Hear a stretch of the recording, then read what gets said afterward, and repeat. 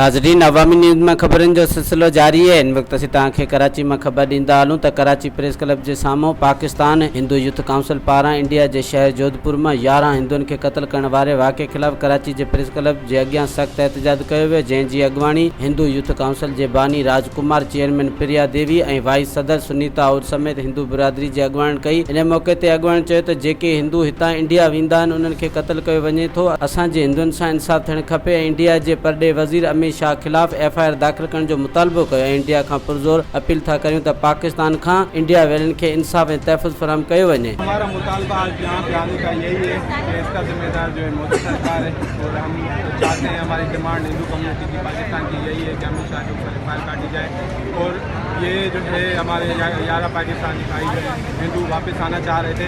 यहाँ पे जो उनके रिलेटिव्स रहते हैं उनसे हमारी मुलाकात हुई। उन्होंने यही आखिरी पैगाम दिया कि उनसे जो आखिरी बात हुई थी वो उनका कहना यही था कि वहाँ पे उनको मेंटली टार्चर किया जा रहा है, तो वो यहाँ पाकिस्तान वापस आना चाह रहे थे।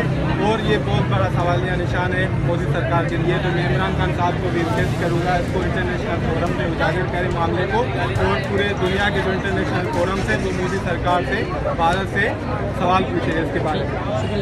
मज़ीद खबरों और तफसीलात के लिए विजिट करें हमारी वेबसाइट www.awamiNewsHD.com।